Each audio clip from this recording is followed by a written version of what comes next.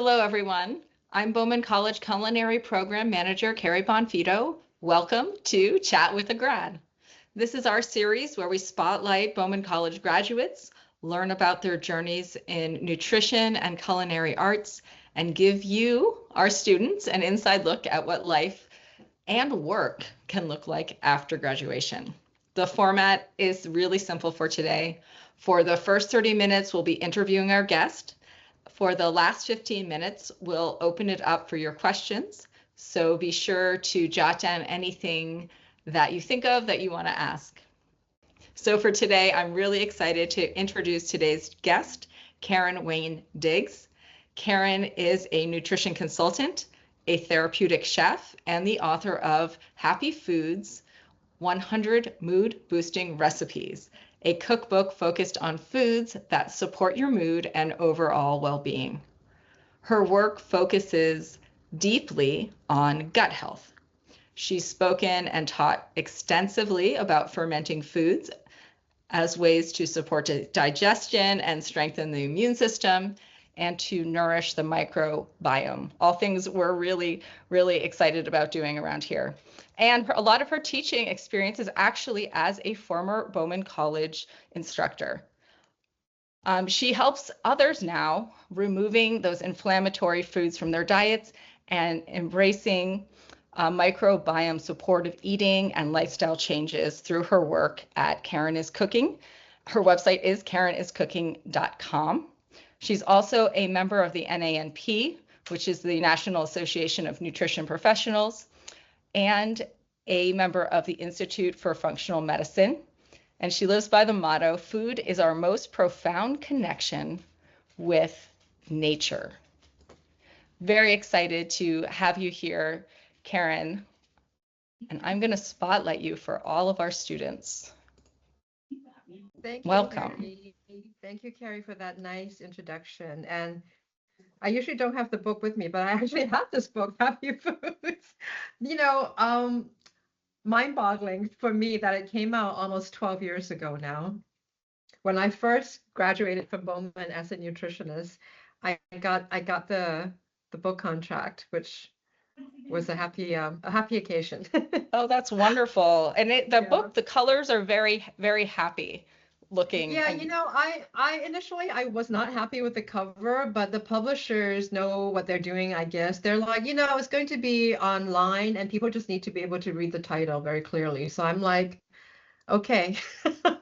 But I still actually get a check for the, what do you call it? The stuff that you get when the book sells. Oh, the royalties or the royalties. Yeah, thank you. Yeah. Well, that's very exciting. And so your book is still available online and as well. Yeah, it's on Amazon. And this is a validation for having been a student at Bowman. All of the stuff that I learned as a nutritionist there, sometimes these books they're a little faddish as far as diet directions and stuff like that. And the book might be relevant for a year or two, but I can safely say that a decade and more has gone by, and all the nutritional information is still solid. There's nothing in there that, you're like, well, people don't do it that anymore, or that was bad science, so. Well, that's really great to hear. And I mean, I think that's Yeah. a real testament to our programs is we really, we're teaching you just to really look at, the individual and the self and what food is really nourishing, right? And looking at those different nutrients. Well, wonderful. Well, let's start a little bit like before Bowman. Like I want to hear just about like your background a little bit about what you were doing before that and what led you on this journey of food and health. Yes, so thank you for the opportunity to share that with everyone. My background initially in college was as a designer artist. But I knew that I really loved being a barista. This is going back like 30 years. I grew up in Hawaii. And I wasn't quite finished with college. And I told my mom, like, I think I want to take some time off and like work in a cafe. She was like, okay, whatever, just do it. So this is relevant because working in the cafe made me realize that I really like to be on my feet. I like to be in contact with tangible ingredients. And it's relevant because then when I applied to culinary school, which was the California Culinary Academy, which then became Le Cordon Bleu, required that you had some kind of experience, exposure to the food world. So I had been at that cafe for about a year. So that was perfect. And I got into the training program, which was, if I remember, like a 2 years full time. Like we started class at 8 o'clock in the morning and it ran to 3 in the afternoon, Monday through Friday. And after the culinary training, I did staging, which for those of you who may not be familiar, is a French term stagiaire. And if you're training to be a professional chef, even today, if you did a stagiaire or staged with a famous chef, then your entry into the professional culinary world is much easier. So I did that. And then my first job professionally was working for the Mandarin Oriental Hotel in Hong Kong. And so I was there for a couple of years, and the grounding in being in a hotel where there were multiple kitchens really helped hone my culinary skills. And it really opened my eyes to what professional cooking, is about. And then I also opened a couple of restaurants. I was hired to open a couple of restaurants in Hong Kong. And then I got completely burned out. That is the culinary world professionally in a nutshell. You get burned out very quickly. I was younger then, but when I came back, I really had to take some time off. And somewhere along the way, in my aspirations to make a shift, then nutrition came into my mind stream, into my kind of field of energy. And I found the only school within my area, I live in San Francisco, that offered holistic nutrition, which is Bowman College. So I signed on to the program. I matriculated. We had a campus in those days, and I became a certified nutritionist. And that's when I finally put together that nutrition and health actually is inseparable, and it should be inseparable from food. And I Yeah. grew up in a culture where food is medicine, traditional Chinese medicine, even in Ayurveda. Many of the traditional um, holistic approaches that we know throughout history have always combined food with health. And I would say food, health, and even spirituality, right? There's an intrinsic connection between mind, body, and spirit, which we completely lost track of, at least in the many years that I was working as a chef before I encountered nutrition. So when I was working in restaurants, hotels, I I didn't understand nutrition at all, right? And that's where I suffered the burnout because if you're working 12-hour days and you're just eating whatever, at whatever time, that's a fast track to a lot of health issues, Right. which fortunately I overcame because then I found that food is medicine. But it doesn't mean that food should be dull or what is it like? I don't know, like in the hippie days, everything is like just sprouts and Wheat germ. yeah, I know, I can't Yeah, that's not what we're about now, as right. we know. But there is a concept still. Strangely, some people are like, "Oh, I don't want to do sprouts," and I'm like, "You don't have to do that." Well, so that's really fascinating. I mean, like taking that, you had the professional culinary training, your flavor balancing must be on point. Your developing of businesses was something you were honing. And now you have this perspective from Bowman of how to put those two worlds together, right? Mhm. And what did you do with that training? So what was your next step?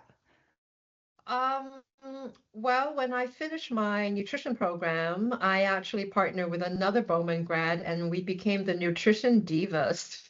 So we did workshops with detoxification, and we had fun like for a couple of years. And Mary is still a very serious nutrition practitioner. I kind of went on a tangent, you might say, but you mentioned fermentation. I became very, very interested and fascinated by fermentation and gut microbiome health. And I was a little bit ahead of the curve because going back 10, 15 years, when you mentioned sauerkraut or pickles, people were just like, no, I'm not doing it. Or my grandmother did it, but I'm not doing it. But fast forward now, all of the most trendy chefs, everybody's talking fermentation. Some people don't understand it fully. And I chuckle when people confuse pickling with fermentation. And yeah, so anyway, but long story short, I actually created a fermentation device that fits onto mason jars. And it was all really thanks to my time at Bowman and my culinary background, where I wanted to create something that could enable a home chef to make a small batch of fermented goods without having to, labor with a ginormous crock or barrel or that kind of stuff. So yeah, I did a Kickstarter and I funded this little fermentation device. And I actually had that little online business for over 10 years as well. And that's where my fermentation interface comes in. I teach a lot of fermentation classes in addition to culinary classes. Okay, so I am beyond, I'm resisting the urge to like Google the fermentation devices because we've seen a lot of them. There's a lot more out there now than when you started. So are some of those like the burping devices? Is that kind of like Yeah, actually, you know what? I have my second generation sitting back there. So my criteria, and this is very relevant to my training at Bowman and my own personal interest.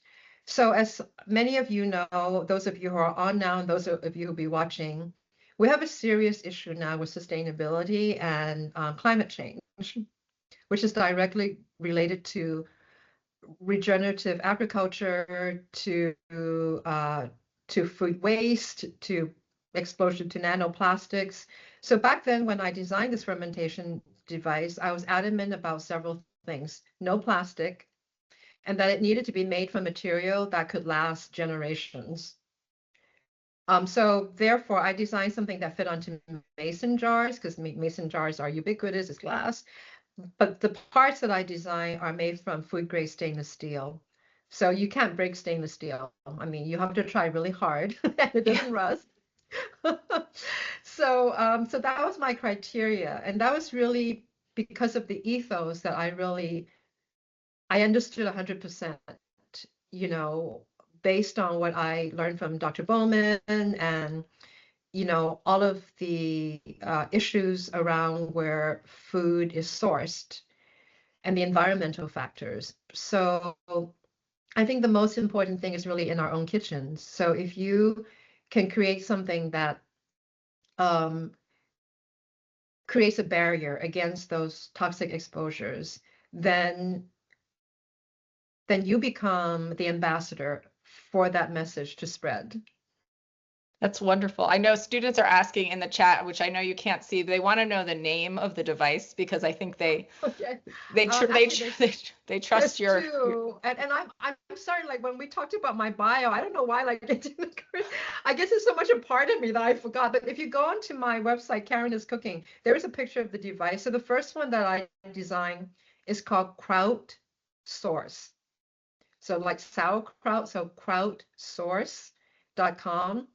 Right now we're out of it, but we will have it back in January. And then the other design, which is to fit on French jars, is called the Little Fermenter. So if you Google the Little Fermenter, the website will also come out. Okay, wonderful. And Yeah. I guess I see a picture of it here. Let me share my screen.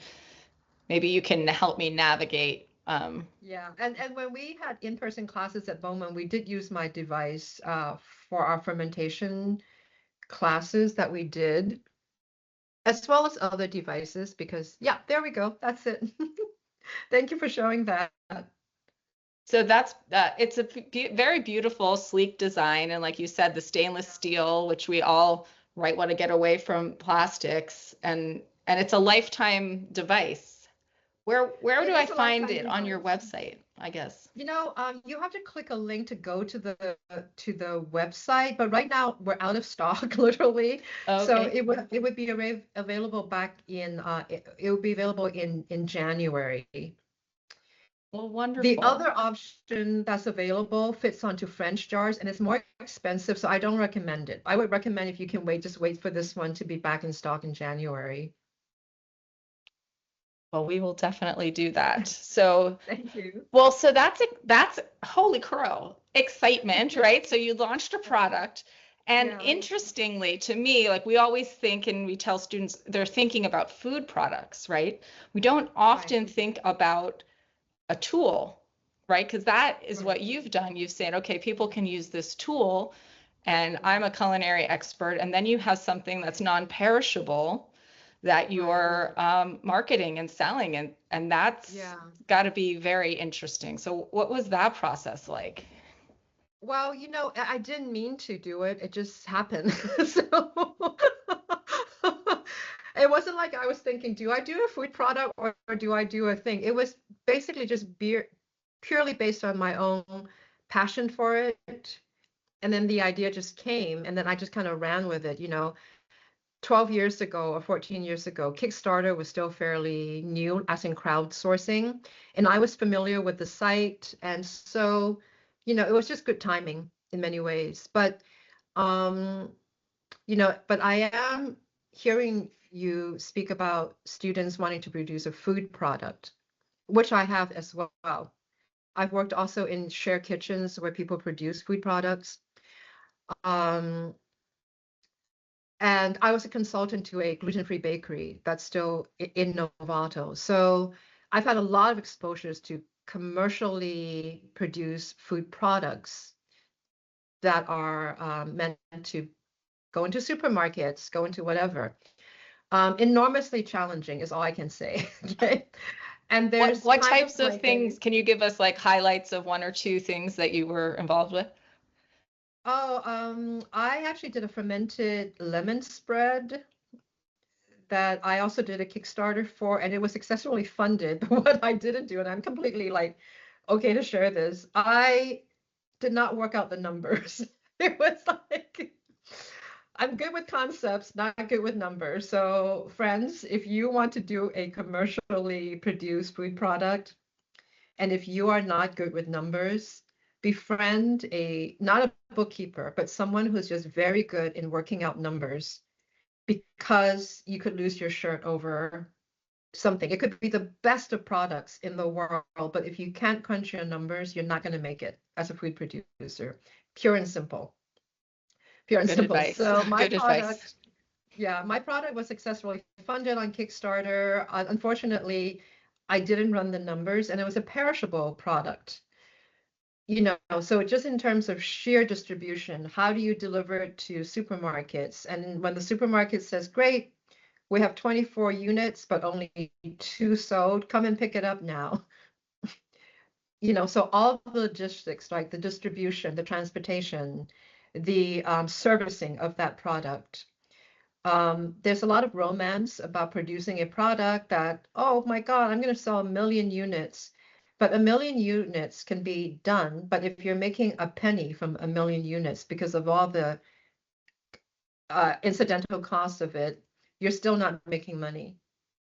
You could be selling 2,000 units, but if you crunch your numbers right and whatever, and if you're making $5 on those 2,000 units as opposed to 50 cents, then you're much better with a smaller product, local distribution, but a higher markup.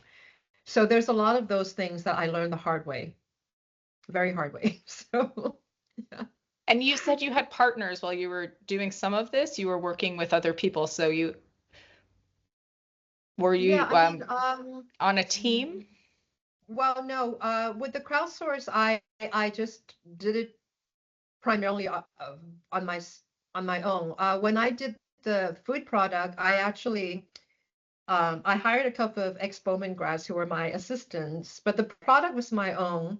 But because in the state of California, if you're producing a commercial product that has certain parameters, you need to be in a licensed kitchen.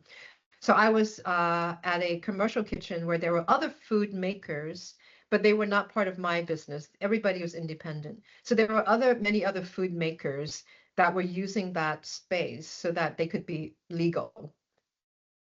Right, that makes sense. Yeah, yeah, yeah. Well, so as you are, going through your career, and then do you start using the nutrition consulting as a consultant as well? Like, are you helping people work through their own health issues and maybe cooking for them as well? Like, what were your next steps? Yeah, I did a little bit of both, and I still continue to do both. When I partnered with Mary, who was another Bowman nutrition grad, she wasn't in the chef program. We did purely workshops on nutrition and detoxification, women's health. But because of my training as a chef, we did a lot of recipes with people and stuff like that. Because at the end of the day, even the most capable nutritionist, if they can't get the client to cook something, you know, it's not going to work. Basically, in weight loss and everything else, it's really about the food. You could exercise yourself to death, but it's really about the food and how you take the food in, the quality of the food, right? Your macronutrients. So then I did, just purely consultation, which I still do once in a while because people do still ask me. But primarily, I've just shifted back to food. I do a lot of just online cooking, like I don't know if you guys are familiar with Milk Street. Christopher, is his name Christopher Campbell? Kimball, America's I Test think. Kitchen. Yeah, Kimball, yeah, he Kimball. used to be with America's Test Kitchen, and then he kind of left. And I teach locally in a couple of cooking schools here, and I teach online. And I'm also a private chef as well, which is very interesting and very fun. It's actually new for me. For a long time, I didn't think about being a private chef versus a personal chef, which I think most of the Bowman students might end up doing, the personal chefing, which I've also done in the past. So there is a distinction between the two. And so what is, so some people have different definitions, personal versus private. Right. And so what is that for you? What's the distinction that you make? Well, it's not from my distinction, is if you were to place yourself in a agency, for instance, okay, a personal chef means more of a part-time, and you might be cooking for different people, and the requirements might be that you make the food ahead of time or part of it and bring it to the client's home, which, by the way, just so you know, in the state of California, is not legal, right? You guys need to know that, and Right. you Yes. need Yes. to, We encourage our students not yeah. to do that unless they have a commercial kitchen, but they Yeah, can cook exactly. You in just the don't want to get home, into which is trouble. legal. Yeah, So you as a want to cook in personal the chef, home. you go into the Yeah, home and you yeah. can So as a prepare personal everything. chef, it's more part-time, and you might cook for different clients. Whereas with a private chef, you're usually under contract, and your client is usually one client, because your hours are guaranteed. You're under contract, and if your client travels, you still get paid. Okay. But a private chef, you need to have a higher level of experience. And usually the requirements are at least 3 to 5 years of having been a private chef or a personal chef. And so there are, depending on the agency that you place yourself in, they have different requirements. So, yeah, so usually a personal chef is a great entry point. But if you want to make this a lifetime career, I would strongly advise that you position yourself in the future to become a private chef. And in my perspective, I think it's more rewarding because you develop a relationship with a client or the client's family, right? And so it's a long relationship. And in my view, it's just more sustainable Right. and it's more rewarding. And so if you, I want to turn it over to the students so they can ask their Mhm. questions too. But before we do that, if you can imagine yourself back as a Bowman student, what do you wish someone had told you about building a career in this field?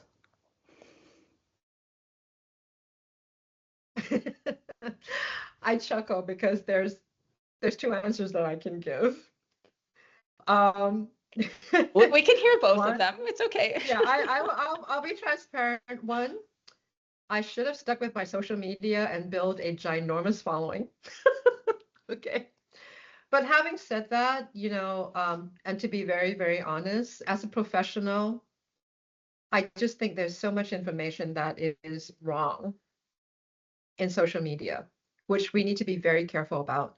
And especially now with AI, Absolutely. you know, yeah, it's a scary thing that I don't have the expertise to talk about.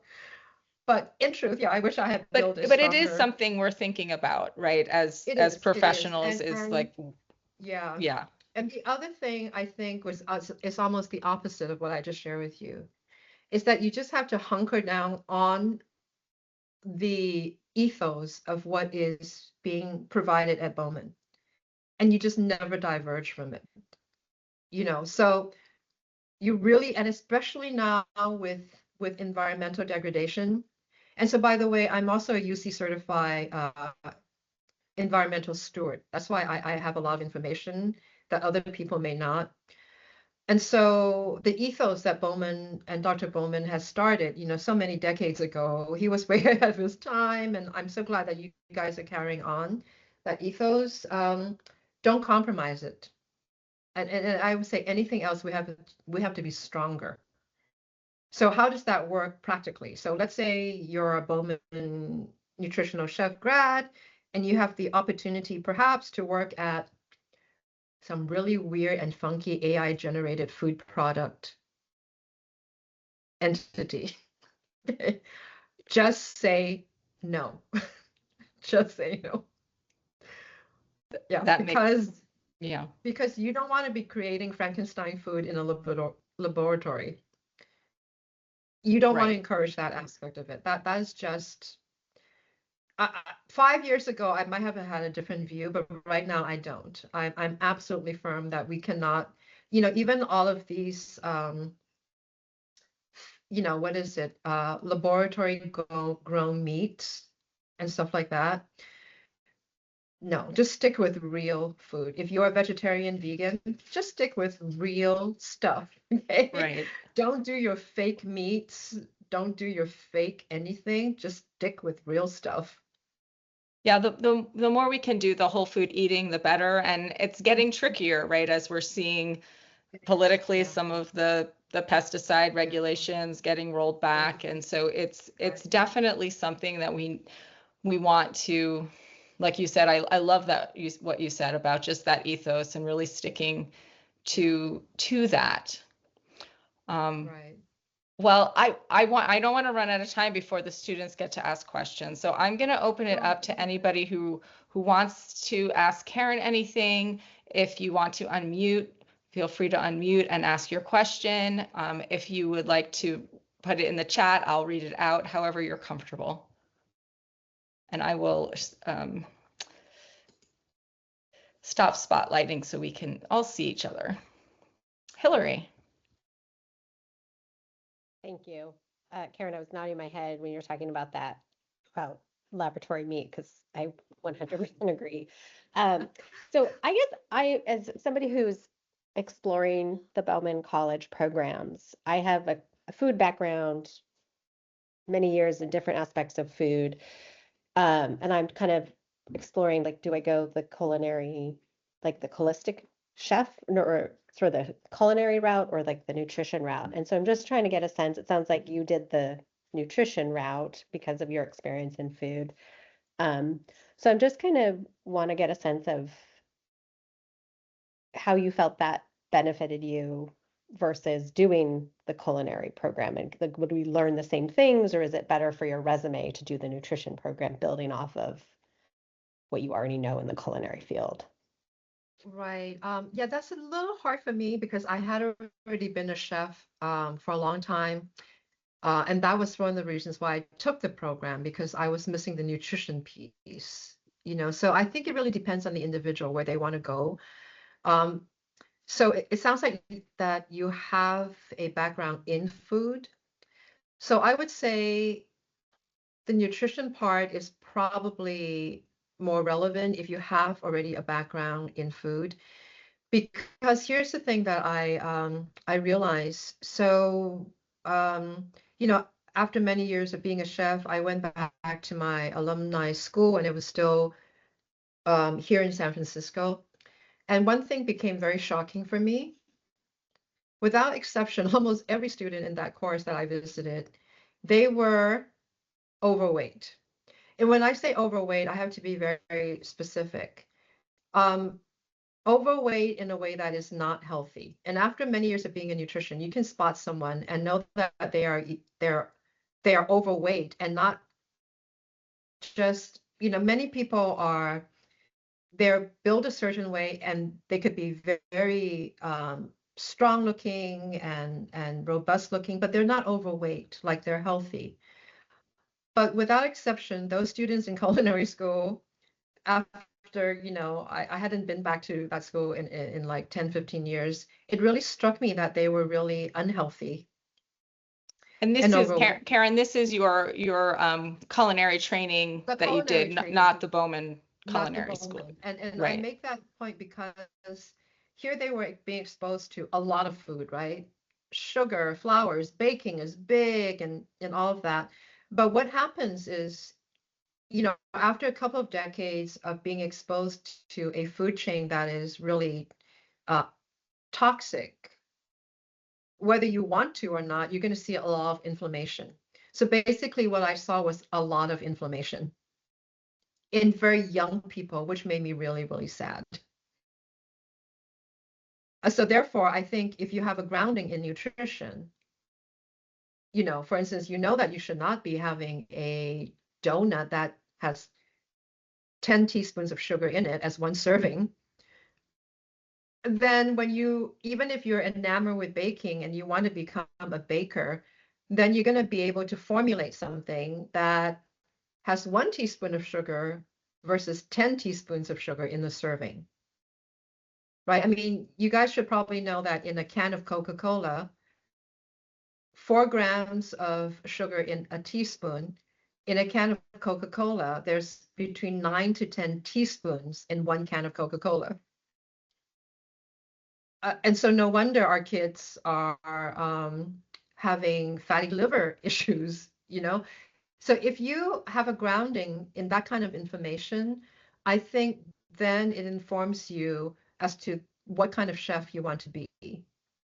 But having said that, if you have a really, really strong interest in food, like if cooking is your thing, then go with the chef program because you want to really start at a fulcrum where it really mesmerizes you and it pulls you in so strongly that you want to learn everything about it, And, you know? and Hillary, we have a lot of students that do both. Right, And that's so, great. yeah, Right. sometimes starting with nutrition can be a really good thing, Mm-hmm. because it kind of helps you then to um, look at the different program that we have for culinary. We really start to get into specialty diets and alternative ingredients, and we do that as chefs. We get deep into how do we substitute, what are we going to use here instead of the ingredients that are going to cause inflammation.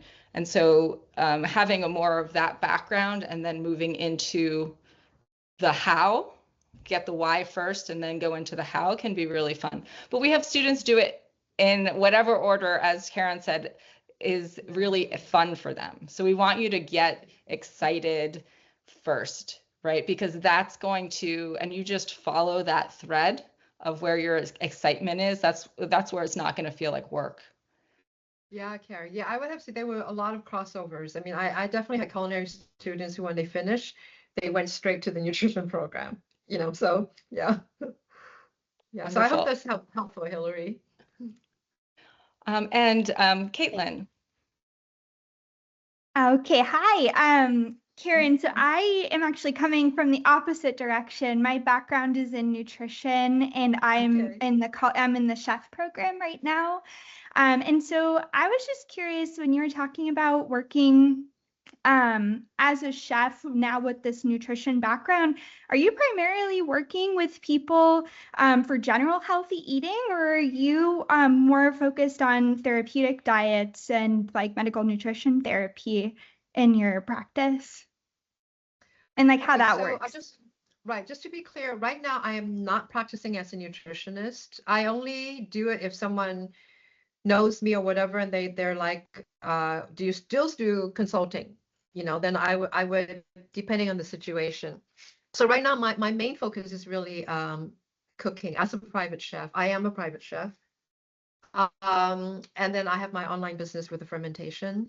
But I think, okay, so I'll share with you, as a private chef right now, I'm cooking for my main principal client. It has celiac. Okay. Okay, very severe.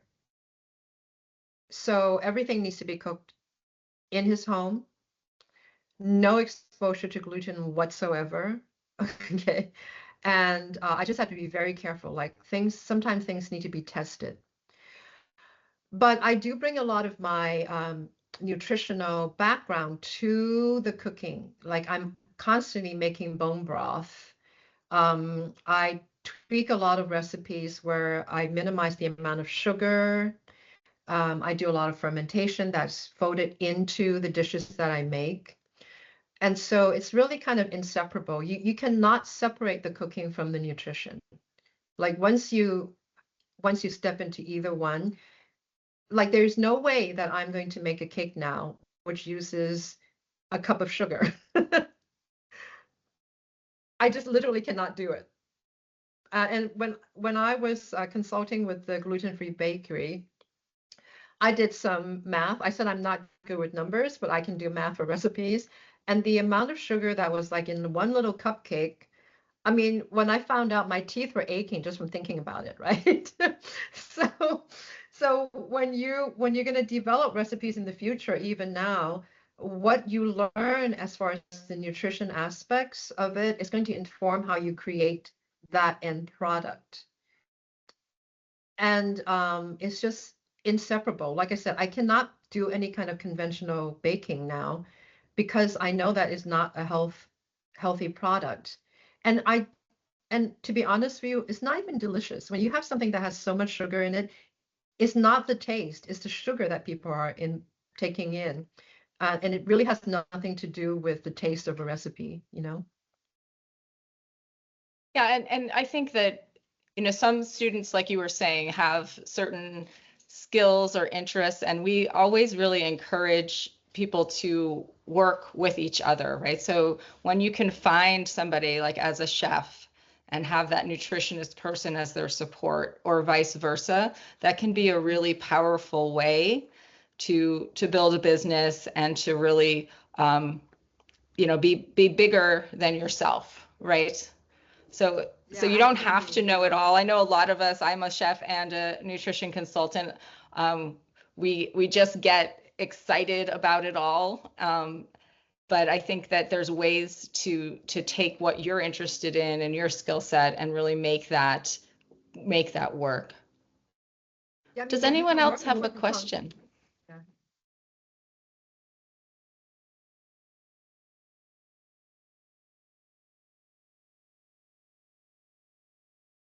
Oh, I think Well, Ivy is saying something. yeah, Ivy's gonna unmute. Go ahead, Ivy. Sometimes Okay. there's if you hit the space bar, sometimes that'll unmute you. If not, that there's a little microphone up in the corner. Oh, you just had it unmuted. Hit the space bar again, maybe.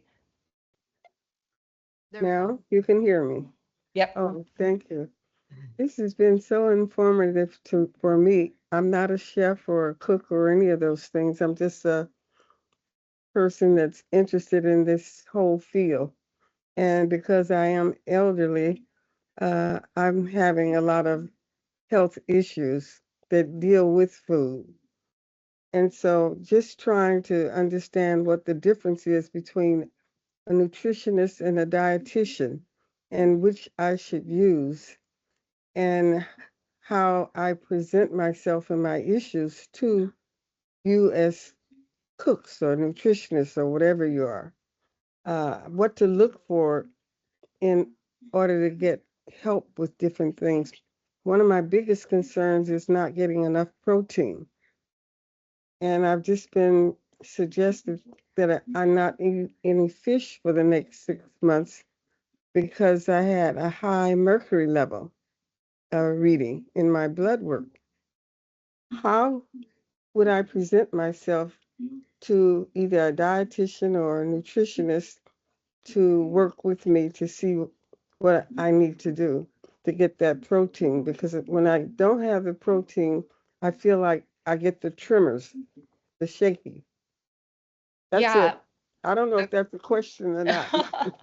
Well, we can't really answer personal health questions Right. in this format, but definitely working with a nutrition consultant, and we can maybe forward you a list of some of our graduates that might be able to help you. But we definitely, it's a lot about conversation, right? As a nutrition consultant, what you do is you just start talking. They ask you a lot of questions. They'll know how to help you to get started and just kind of unraveling your story, maybe what tests you need or what you're currently eating. So that's a good place to start, I think, for everybody is just really taking a look at what you're eating. Start writing it down. And as Karen was saying before about what timing you're doing as well. Because you were saying when you were working those 12-hour shifts, you were just eating randomly, right? So knowing when we're eating and what we're eating can be really important. And so that's the place to start is just write it down and then you can have it to show someone. Thank you. Any other questions for Karen? We're just about at time. We probably have time for one more question if anyone has one. Maritza. Karen, my thing is food, and yes, but because of personal health reasons, I have had to learn the nutrition part, Okay. over the years. And now that I am closer to graduation, I would like to um, partner up with medical doctors Mhm. because I want to teach people how to cook whatever they need to cook because of whatever diagnosis they got from the doctor. And like you said, if you don't know how to cook it, doesn't matter how much goodwill you have into losing the weight or lowering your cholesterol, it's not going to happen. So, do you have any suggestions as to how to start like doing that networking? I know I think about the doctors that I currently see, but have you reached out to hospitals, or when you were doing your workshops at the beginning, did you partner up with the medical field or not? Yeah, actually, I did work with a functional doctor for a while. So here's the thing. If you, so you're in the chef program, right? Yes, I am. Yeah. Okay. So I would suggest that, and you guys probably have this in your business class, you must build a website. Yeah. Okay, you must have a website. The social media thing, I mean, it's actually helpful to have an Instagram account. You don't have to be, but it needs to reflect what's on your website. So your website is actually very important because that is the calling card now. Hmm. And so once you build a website, even if you want to make alliances with doctors, health practitioners, they're going to require that you have a website because they need to look at who you are. So I would suggest that you need to build a portfolio of recipes that you are really just happy about, that you're very comfortable with. You need to have that on your website, and you need to very clearly state what kind of cooking you will be providing. Because even as a healthcare professional, whether it's a functional doctor, it doesn't matter. They need to know what you can provide. So if you partner up with them, they need to know your skill level, how are you going to cook, and so forth. And yeah, you can partner up with your local acupuncturist office or functional doctor, therapist, what have you. But then every community is a little bit different. So I would say start where you are. If you know a couple of health practitioners, then it's helpful to maybe, ask them what they would like. For instance, I have a local, the acupuncturist that I go to, she's very much into community building. So like every month she'll hold a community gathering that's free for the community. So if you have something like that available, you can offer to provide sampling of food that you have, right? And then collect people's email addresses, collect people who are interested, maybe offer something, so to slowly build your audience so that the practitioner can be comfortable in recommending you. You can also partner with them if they do specific programs. For instance, if a doctor is specialized in weight loss, blood sugar management, which is very, very big. Blood sugar balance is huge. I can tell you that. Women's hormones, huge. But here's my advice from what I have learned. Do not be all over the place. You need to just hone in on one. So do not say, I'm good at women's hormones. I'm good at blood sugar balance. I'm good at cooking for ADHD. I'm good at everything. That is not going to work. You just need to focus on one. Yeah. Pick it and go with it. It just makes life a lot easier. Okay. Thank you. Yeah. Appreciate it. Yeah. And you don't have to decide right away. It may be something that's going to reveal itself to you, but just stick with one. Got it. Thanks. Yeah. Wonderful. Thank you so much, Karen, for sharing your story and your wisdom. It was really a pleasure talking with you, and I just love the energy you have and that wonderful laugh. And students, thank you for your thoughtful questions and also for being here. And this has been an episode of Chat with a Grad. We'll have more of these, so make sure you're checking your messages and your calendar. Thank you so much. Have a really wonderful day, everyone. Thank you. Everybody. Yep.